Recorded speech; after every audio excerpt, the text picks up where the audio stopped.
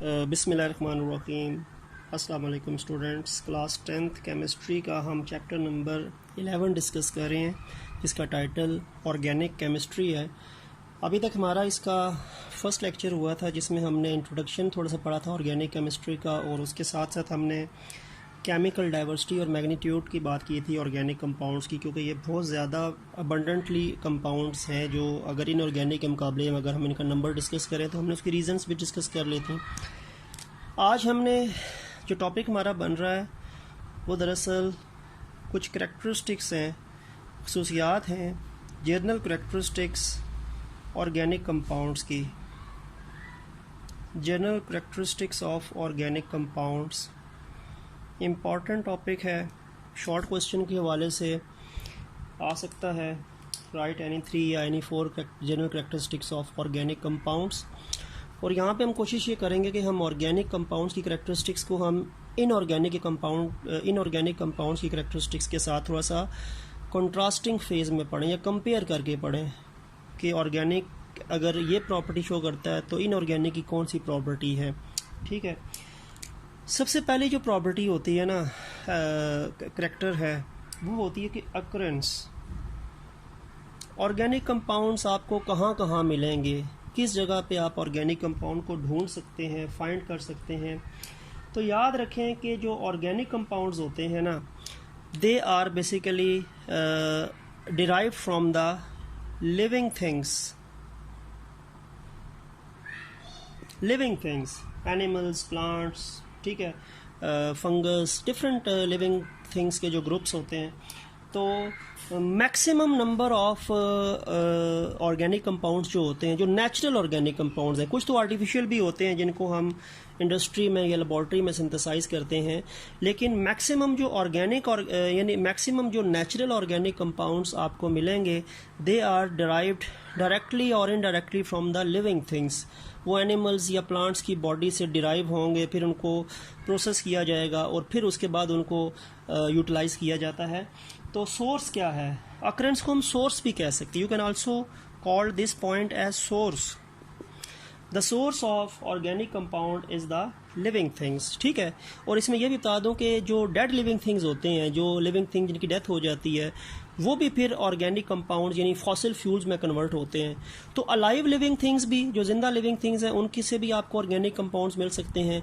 और जो dead living things होते हैं, जो रॉक्स के अंदर प्रिजर्व हो जाते हैं अर्थ क्रस्ट के अंदर, they are also basically the source of fossil fuel, coal, petroleum, natural gas. And coal, petroleum, natural gas भी जो है वो ऑर्गेनिक कंपाउंड्स ही हैं, लेकिन वो डेड ऑर्गेनिक कंपाउंड्स की बॉडी में डिकम्पोजिशन की वजह से बनते हैं और भी बड़े उसमें प्रोसेस जो हैं वो चलते हैं। ठीक है, तो alive and dead living things both are the common source of organic compounds. Then second जो है कि ये किस कैटेगरी से बिलोंग करते हैं, either they are ionic compounds और कोवलेंट कंपाउंड। तो ये कोवलेंट नेचर है। ऑर्गेनिक कंपाउंड्स जो हैं इनके अंदर कोवलेंट बॉन्डिंग होती है। कोवलेंट बॉन्डिंग क्योंकि ये जो आपके पास ऑर्गेनिक कंपाउंड्स, इसमें सबसे पहले तो आपको पता है कार्बन है, फिर साथ हाइड्रोजन आती है अगर हाइड्रोकार्बन्स की बात करें, और उसके बाद बाकी जो एलिमेंट्स हैं वो भी इसमें ऐड हो सकती हैं। तो जैसे ये मैंने आपको एक कार्बन के साथ 4 हाइड्रोजन बना के दिखा दिए, ये CH4 मीथेन है। ये सबसे सिंपल ऑर्गेनिक कंपाउंड है। और इसमें देखें, कार्बन भी नॉन मेटल है, हाइड्रोजन भी नॉन मेटल है, हाइड्रोजन भी नॉन मेटल है, कार्बन भी नॉन मेटल्स हैं।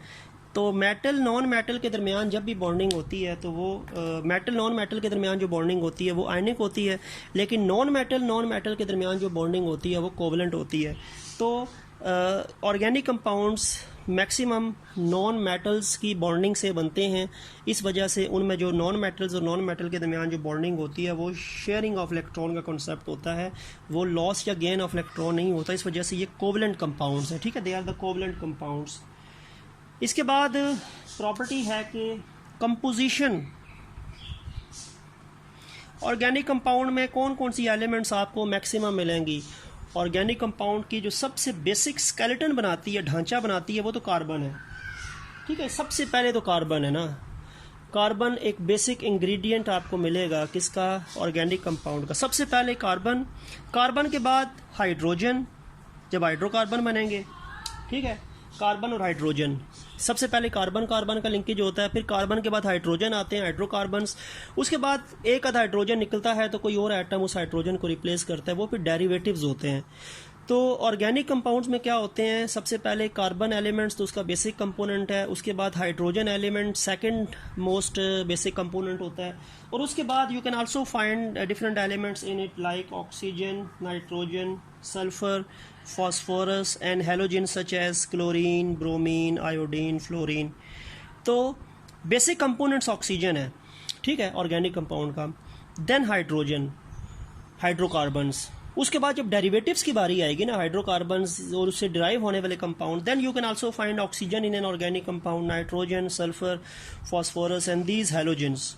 तो ये डिफरेंट एलिमेंट्स जो हैं वो ऑर्गेनिक कंपाउंड का हिस्सा हैं, बट सी और एच बेसिक है, सी बेसिक है, फिर एच और फिर बाकी एलिमेंट्स। ठीक हो गया। तो कंपोजिशन में इसमें कार्बन एक बेसिक स्केलेटन फ्रेमवर्क बनाने वाली इसकी एलिमेंट है। Then you can also discuss the melting points and boiling points. Melting and boiling points क्या होते हैं, जो ऑर्गेनिक कंपाउंड्स होते हैं ये वोलाटाइल होते हैं। वोलाटाइल क्या होता है, जो बहुत ज़्यादा आसानी से वेपोराइज हो जाए, आसानी से उड़ जाए, इवेपोरेट हो जाए। ठीक है, जैसे पेट्रोल है, पेट्रोल या मिट्टी का तेल, उसके ढक्कन को अगर आप खोलें ना वो वेपोरेट हो जाएगा, इसीलिए इसको वोलेटाइल कहते हैं। जो चीज़ बहुत जल्दी वेपोराइज हो जाए, बहुत जल्दी उसके वेपर्स बन के एटमॉस्फेयर में शामिल हो जाए, वो वोलेटाइल कहलाती है।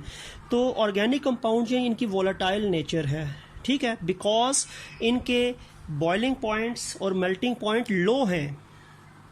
They have low melting and boiling point. ये कम टेम्परेचर पे बॉयल भी हो जाएंगे और कम टेम्परेचर पे मेल्ट भी हो जाएंगे। ठीक है, अगर हमारे पास कोई ऐसा ऑर्गेनिक कंपाउंड है जो सॉलिड स्टेट में है तो हम उसको बहुत कम टेम्परेचर से मेल्ट कर सकते हैं, और अगर आपके पास कोई ऐसा ऑर्गेनिक कंपाउंड है जो लिक्विड स्टेट में है तो आप उसको बहुत कम टेम्परेचर से वेपोराइज कर सकते हैं, गैस में कन्वर्ट कर सकते हैं। तो इनको वैसे भी ऑर्गेनिक कंपाउंड जितने भी होते हैं जो लिक्विड स्टेट में होते हैं वो वोलाटाइल होते हैं, दे कैन ईजिली वेपोराइज, और इसीलिए उनके क्योंकि उनका बॉइलिंग पॉइंट कम है तो उनका वेपर प्रेशर ज़्यादा होता है। ठीक है, जिसका वेपर प्रेशर ज़्यादा होता है वो फिर जल्दी वेपर्स में कन्वर्ट होता है। तो they have high vapour pressure and low boiling point and low melting point and they suggest their volatile nature. Then solubility, dissolve होने की सलाहियत। अब देखें, मैक्सिमम ऑर्गेनिक कंपाउंड्स जो हैं ना वो तो आपको जो मिलेंगे वो नॉन पोलर हैं, नॉन पोलर है, यानी पानी में हल नहीं होते। 9th क्लास में आपने सॉलिबिलिटी में कॉन्सेप्ट पढ़ा होगा, लाइक डिज़ोल्व लाइक, यानी पोलर चीज़ पोलर में हल होती है, नॉन पोलर चीज़ नॉन पोलर में हल होती है। तो इसी तरह हमारे पास भी ये नॉन पोलर सब्सटेंसेस हैं, ये जो ऑर्गेनिक है, तो ये वाटर में तो इनसॉल्युबल होंगे, पानी में तो ये सॉल्युबल होंगे ही नहीं, क्योंकि पानी पोलर चीज़ है। तो सारी बात है, इनको अगर आपने डिज़ोल्व करना है तो you need a non polar solvent. आपको कोई ना कोई नॉन पोलर सॉल्वेंट चाहिए जिसमें आपको इनको डिज़ोल्व करना पड़ेगा। और नॉन पोलर सॉल्वेंट में क्या आता है, ईथर आ सकता है, ठीक है, एथेनॉल आ सकता है, बेंजीन आ सकता है, कार्बन डाइसल्फाइड आ सकता है, CS2 कार्बन डाइसल्फाइड। ठीक हो गया। तो ये कुछ नॉन पोलर सॉल्वेंट्स हैं। नॉन पोलर सॉल्वेंट्स में आपकी बुक में 3 सॉल्वेंट्स मेंशन है, ether, benzene and carbon disulphide. तो इनके अंदर ये हल होंगे, क्योंकि ये नॉन पोलर सॉल्वेंट्स है, तो ये non polar solutes just like organic को डिज़ोल्व करने की एबिलिटी रखते हैं। हाँ, कुछ ऑर्गेनिक कंपाउंड्स ऐसे हैं, there are some organic compounds which are polar. अच्छा, मैक्सिमम ऑर्गेनिक कंपाउंड जो है ना वो तो नॉन पोलर हैं, ज़्यादातर ऑर्गेनिक कंपाउंड नॉन पोलर हैं। तो वो सारी बात है, पानी में हल नहीं होंगे, वो non polar solvents just like ether, benzene and carbon disulphide में हल होंगे। लेकिन कुछ ऑर्गेनिक कंपाउंड हैं जो पोलर हैं। अच्छा, वो कौन कौन से ऑर्गेनिक कंपाउंड हैं जो पोलर हैं? वो जो पोलर ऑर्गेनिक कंपाउंड्स हैं ना, वो उसमें अल्कोहल्स आते हैं, और भी हैं लेकिन अल्कोहल्स मेन हैं। ठीक है, और अल्कोहल्स के अंदर जारी बात है OH आता है, OH ग्रुप है, और OH ग्रुप की वजह से ये पानी में हल हो जाते हैं, वाटर के में डिज़ोल्व हो जाते हैं, और ये हाइड्रोजन बॉन्डिंग बनाते हैं पानी के साथ मिलके, हाइड्रोजन बॉन्डिंग शो करते हैं, और हाइड्रोजन बॉन्डिंग इनको पानी में डिज़ोल्व कर देती है। तो polar organic compound such as alcohol they dissolve in water due to the hydrogen bonding because they consist of hydroxyl group, और इनका जो हाइड्रोक्सिल ग्रुप है वो OH ग्रुप और पानी जो H2O, तो इसके दरमियान हाइड्रोजन बॉन्डिंग पॉसिबल होती है। तो हाइड्रोजन बॉन्डिंग करके अल्कोहल्स पानी में डिज़ोल्व हो जाते हैं। तो अल्कोहल की तरह जो पोलर ऑर्गेनिक कंपाउंड्स हैं वो तो पानी में सॉल्युबल हैं, लेकिन जो नॉन पोलर ऑर्गेनिक कंपाउंड्स हैं वो पानी में सॉल्युबल्स नहीं हैं। मैक्सिमम हाइड्रोकार्बन्स नॉन पोलर हैं, वो पानी में सॉल्युबल नहीं होते। तो मैक्सिमम नॉन पोलर हैं, कुछ हद तक पोलर भी हैं। इसके बाद डिस्कस करते हैं हम जी इसके अंदर सिमिलरिटी इन बिहेवियर, होमोलॉजी या होमोलॉगी भी कह सकते हैं। इसको हम कहते हैं कि similarity in behaviour, similarity in behaviour. Organic compound के अगर हम एक ग्रुप को लें तो उस एक ग्रुप में पाए जाने वाले जितने भी कंपोनेंट्स होंगे they are somewhat related with one another, उनमें सिमिलरिटी होगी, होमोलॉगी यानी होमोलॉगी होगी। ठीक है, अब वो क्या होता है इसमें, यानी एक सीरीज़ बनती, उसको हम होमोलॉगस सीरीज़ भी कहते हैं। होमोलॉगस सीरीज़, इस पॉइंट के अंदर एक डेफिनेशन का भी हमने डिस्कस करना है, होमोलॉगस सीरीज़। और होमोलॉगस सीरीज़ जो है उसकी डेफिनेशन में लिखता हूँ, वो क्या होती है कि it is a series of related compounds in which two adjacent molecules differ by CH2 group। देखें ये एक डेफिनेशन बन जाएगी होमोलॉगस सीरीज़ की। होमोलॉगस सीरीज़ में क्या होता है कि रिलेटेड कंपाउंड्स, रिलेटेड कंपाउंड का मतलब है कि जो एक ही ग्रुप से बिलोंग करते हैं, एक ग्रुप से बिलोंग करने वाले कंपाउंड को रिलेटेड कंपाउंड कहते हैं। जैसे अल्कोहल है तो उसमें methyl alcohol, ethyl alcohol, propyl alcohol, butyl alcohol, ये रिलेटेड कंपाउंड है। अगर मैं अल्केन कहता हूँ तो अल्केन में मीथेन, इथेन, प्रोपेन, ब्यूटेन, ये रिलेटेड कंपाउंड है, एक ही ग्रुप से बिलोंग करते हैं। तो एक ही ग्रुप से बिलोंग करने वाले कंपाउंड जो हैं वो रिलेटेड कंपाउंड्स कहलाते हैं। तो इनमें जो दो डिफरेंट मॉलिक्यूल्स होते हैं, एक लेस कार्बन वाला और एक हाई कार्बन वाला, इनमें बेसिकली जो डिफरेंस होता है वो CH2 ग्रुप का होता है। काफ़ी हद तक सिमिलरिटी है, सिर्फ एक मॉलिक्यूल दूसरे मॉलिक्यूल से CH2 मैथिलीन कहते हैं, इसको मैथिलीन बोलते हैं, यानी CH2 मैथिलीन, मैथिलीन में डिफरेंस है। देखिए अब मैं आपको एग्जांपल दे देता हूँ। एक ग्रुप है यानी रिलेटेड कंपाउंड है ना, रिलेटेड कंपाउंड में एक ग्रुप मैंने ले लिया अल्केन, अल्केन ले लिया। अच्छा, अल्केन का एक जनरल फार्मूला होता है CnH2n+2, ये अल्केन का जनरल फार्मूला है। और N जो होता है ये 1 से शुरू होता है, 1 2 3 ऑनवर्ड चलता रहता है। ठीक हो गया। अब Cn, अगर मैं C1 लिखूंगा ना, अगर C1 होगा ना तो 1 को डबल करें तो 2n, 2 + 2 4, ये पहला अल्केन बनेगा। इसमें कार्बन का नंबर 1 है, ये पहला अल्केन है। C अगर n के बजाय मैं 1 पुट करूं तो 1 का डबल 2n, और 2n में 2 प्लस करो तो 4, CH4 इसका पहला मेंबर है जिसका नाम क्या है, मीथेन।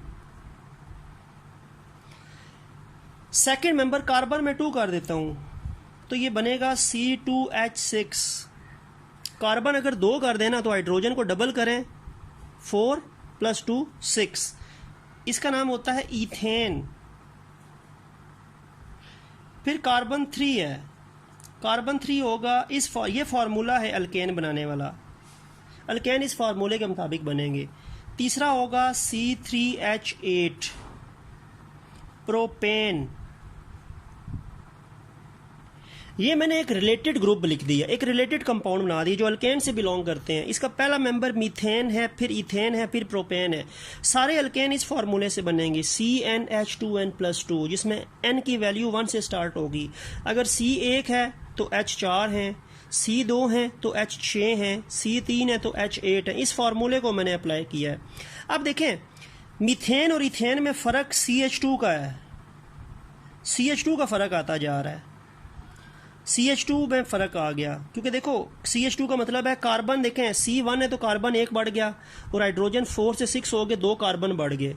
ठीक है। इसी तरह अगले कंपाउंड को देखें, अब C2H6 और C3H8 में देखें यही फ़र्क है, CH2 का फ़र्क है, CH2 का फ़र्क आता जा रहा है, यानी मीथेन और इथेन में CH2 का डिफरेंस है, इसमें एक CH2 ज़्यादा है, फिर अगले वाले में एक और CH2 ज़्यादा है, C3H8, इसके बाद ब्यूटेन होता है वो C4H10 है, उसमें भी एक CH2 ज़्यादा है।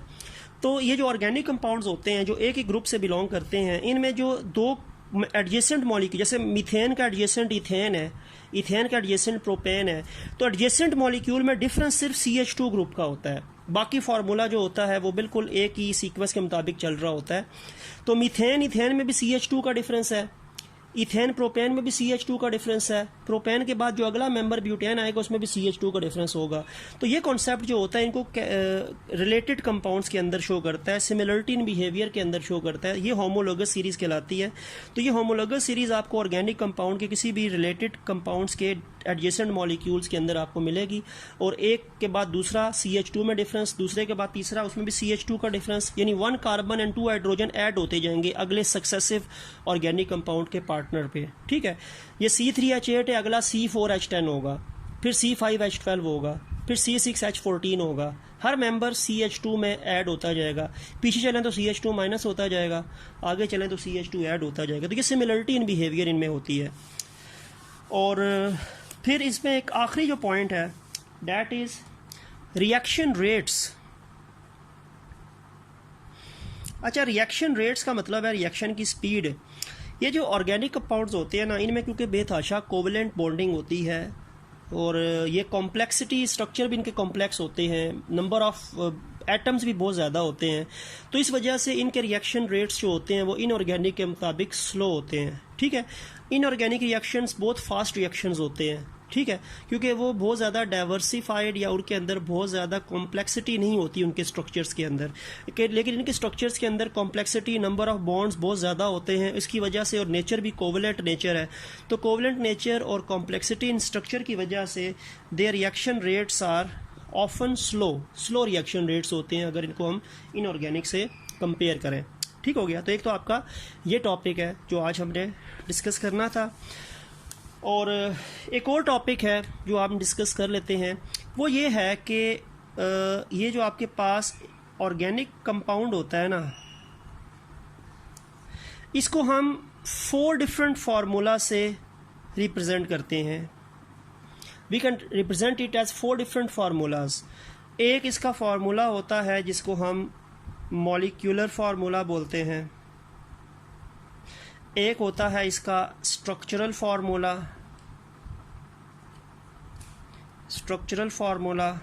एक होता है इसका कंडेंस्ड फार्मूला, और एक इसका होता है जी डॉट क्रॉस फार्मूला।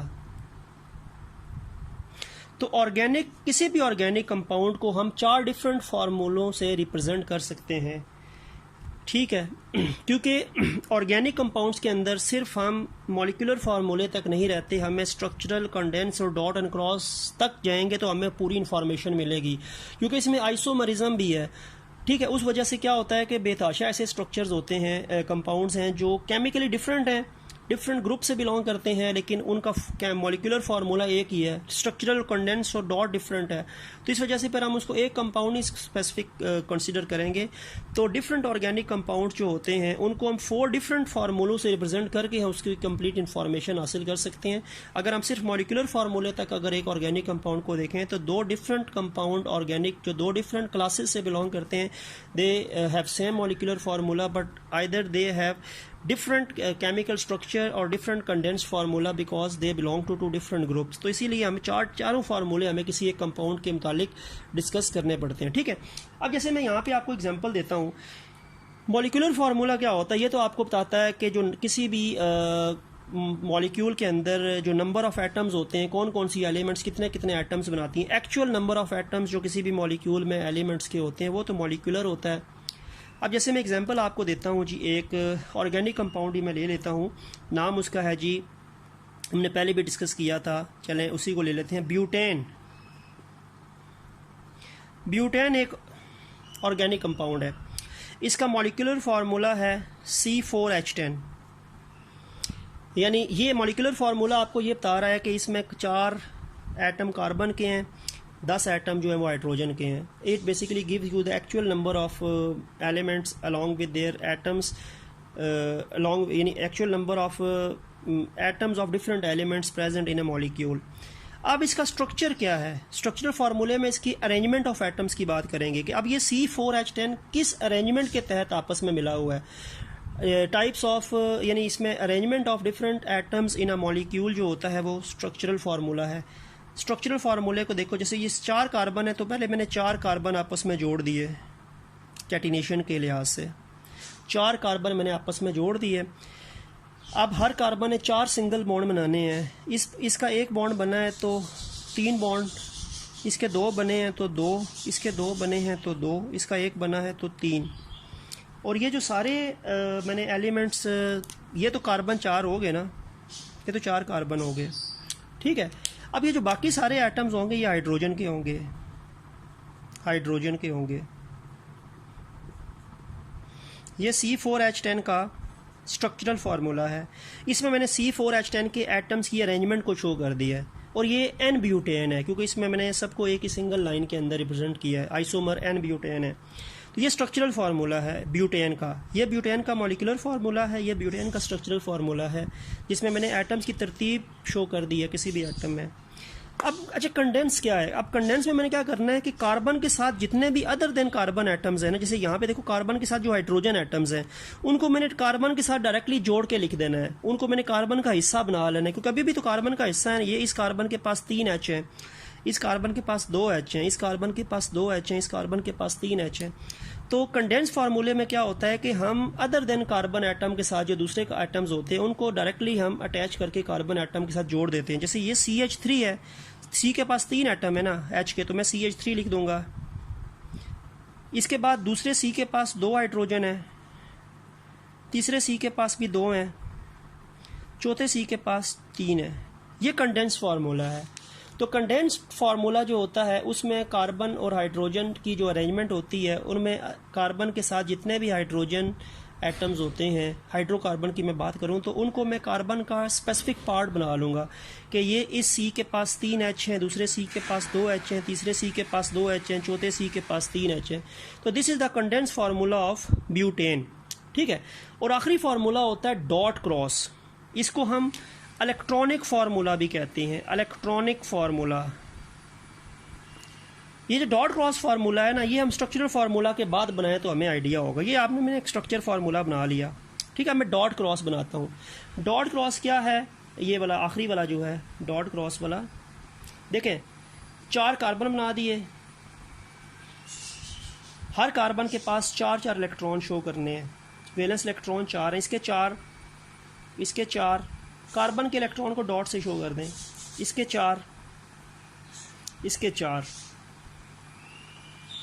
ठीक है. 4 फार्मूले, 4 कार्बन टेट्रावेलेंट है ना, तो हर कार्बन के मैंने 4 डॉट्स बना लिए. 2 डॉट्स जो हैं वो कार्बन के दरमियान है. ये कार्बन का अपना सिंगल बॉन्ड शो कर रहे हैं, और बाकी जो 2 डॉट ऊपर और आखिरी वालों के 3 डॉट जो हैं ये अराउंड मौजूद हैं. अब है क्या? अब हाइड्रोजन, यहाँ पे एक हाइड्रोजन आएगा, उसको क्रॉस से शो कर दिया. दूसरा हाइड्रोजन इधर ऊपर आएगा क्रॉस से, ठीक है. तीसरा इधर आएगा, क्रॉस से शो हो गया, ठीक है. ये डॉट है तो यहाँ पे एक क्रॉस डाल के H शो कर दिया, ठीक है. क्रॉस डाल के H शो कर दिया. यहाँ पे भी थोड़ा डॉट नीचे कर दूँ, क्रॉस डाल के H शो कर दिया. यानी हाइड्रोजन के इलेक्ट्रॉन को क्रॉस से शो करेंगे हम. क्रॉस डाल के H शो कर दिया, क्रॉस डाल के H शो कर दिया, क्रॉस डाल के H शो कर दिया, क्रॉस डाल के H शो कर दिया. तो ये डॉट एंड क्रॉस फार्मूला है, जिसमें हम कार्बन और कार्बन के साथ जो बाकी एटम्स होते हैं उनको हम उनके जो वैलेंस इलेक्ट्रॉन्स होते हैं उनको डॉट या क्रॉस की फॉर्म में जाहिर करते हैं. तो इसमें वही था, हर कार्बन के आपने 4 डॉट्स लगाने हैं जो उसके वैलेंस इलेक्ट्रॉन है. कार्बन के दरमियान में 2 डॉट्स आएंगे, सिंगल बॉन्ड क्योंकि बन रहा है. और बाकी जो डॉट्स बाहर बच जाएंगे, ऊपर नीचे या बाहर की तरफ बच जाएंगे, वो हाइड्रोजन के साथ लिंकेज शो करेंगे. और हाइड्रोजन के इलेक्ट्रॉन्स को आपने क्रॉस से शो करना है, ठीक है. तो ये cross, dot, single bond, cross dot single bond, cross dot cross dot cross dot, ये भी क्रॉस डॉट सिंगल बॉन्ड, और दरमियान में दो दो डॉट्स हैं तो ये भी सिंगल बॉन्ड है। जहाँ पे दो दो डॉट्स हैं वो कार्बन कार्बन के बॉन्ड्स हैं, और जहाँ पे डॉट क्रॉस है वो हाइड्रोजन के बॉन्ड है। तो ये जो होता है ये आपका डॉट क्रॉस या इलेक्ट्रॉनिक फार्मूला है ब्यूटेन का, ये कंडेंस फार्मूला है ब्यूटेन का, ये स्ट्रक्चरल फार्मूला है ब्यूटेन का, और ये मॉलिक्यूलर फार्मूला है ब्यूटेन का। तो हम 4 डिफरेंट फार्मूलों तक जाते हैं, एक फार्मूले तक हमारा बात नहीं होती ऑर्गेनिक कंपाउंड तक। तो ये चीज़ आपका कंडेंस स्ट्रक्चर फार्मूला का जो अगला टॉपिक है उसमें यही चीज़ बताई हुई है। वो बताया क्या है टॉपिक, वो आपका कंडेंस स्ट्रक्चर फार्मूले के टाइटल से है, और वो क्योंकि अभी ये टॉपिक आपको समझ आ गया तो ये वाला जो अभी टॉपिक मैं लिख रहा हूँ ये कोई भी मुश्किल चीज़ नहीं है। कंडेंस्ड स्ट्रक्चरल फार्मूला टॉपिक क्या है, आप उसने ये कह दिया कि C2H6O ये मॉलिक्यूलर फार्मूला है, लेकिन ये 2 डिफरेंट कंपाउंड का मॉलिक्यूलर फार्मूला जो है वो ये यानी ये एथेनॉल का भी है, एथेनॉल का भी मॉलिक्यूलर फार्मूला ये है, और सेकंड जो है आपके पास वो डाई मिथाइल ईथर का भी स्ट्रक्चरल फार्मूला ये है, और एथेनॉल का भी मॉलिक्यूलर फार्मूला ये है। मॉलिक्यूलर फार्मूला इन दोनों का एक है, तो सारी बात है कन्फ्यूजन पैदा होती है कि 2 डिफरेंट कंपाउंड जो 2 डिफरेंट क्लासेस से बिलोंग करते हैं they have same molecular formula. हमें फिर परेशानी होती है कि ये है क्या चीज़, ये मिथन, इसको मैं डाई मिथाइल ईथर लिखूं या इसको मैं एथेनॉल लिखूं। तो ये फिर कंडेंस या स्ट्रक्चरल फार्मूला और डॉट क्रॉस फार्मूले तक मैं जाऊंगा तब मुझे आइडिया होगा। जैसे कि अगर मैं एथेनॉल बनाता हूँ ना, तो एथेनॉल में स्ट्रक्चरल फार्मूला ये बनता है CH3CH2OH, ये स्ट्रक्चरल फार्मूला बनेगा एथेनॉल का। C2H6O ही है, कार्बन 2 हैं, हाइड्रोजन 6 हैं और 1 ऑक्सीजन है, लेकिन अरेंजमेंट ये है, this is the arrangement of ethanol structural formula. और डाई मिथाइल ईथर की अरेंजमेंट ये होती है CH3, इसमें O सेंटर में होता है और फिर CH3 होता है, इसका ये स्ट्रक्चर होता है। तो मॉलिक्यूलर फार्मूले में तो मुझे दोनों सेम नज़र आ रहे हैं, लेकिन स्ट्रक्चरल फार्मूले में दोनों डिफरेंट हैं। सारी बात है, स्ट्रक्चरल फार्मूले को मैंने देखा है तो फिर मुझे पता चला कि ये डाई मिथाइल ईथर है और ये एथेनॉल है। अगर मैं सिर्फ यहीं तक रहता तो मुझे परेशानी होती, मैं कहता कि ये एथेनॉल है, ये डाई मिथाइल ईथर, मैं परेशान ही होता कि ये दोनों में से है कौन सा। लेकिन मुझे एथेनॉल का और डाई मिथाइल ईथर का मैं स्ट्रक्चरल फार्मूला देखूंगा, फिर मैं इनको कंडेंस भी कर सकता हूँ, डॉट क्रॉस भी कर सकता हूँ, तब मुझे आइडिया होगा, बेटर आइडिया होगा। तो with only molecular formula I don't get information about a particular compound unless I saw their structural formula and then condensed formula। अगर मैं इसको कंडेंस करूँ ना तो ये क्या बनेगा, C के साथ 3 H हैं, पहले के साथ, दूसरे के साथ 2 H हैं, आखिरी OH, ये कंडेंस फार्मूला हो जाएगा एथेनॉल का। और इसका क्या है CH3OCH3, ये कंडेंस हो जाएगा डाई मिथाइल ईथर का।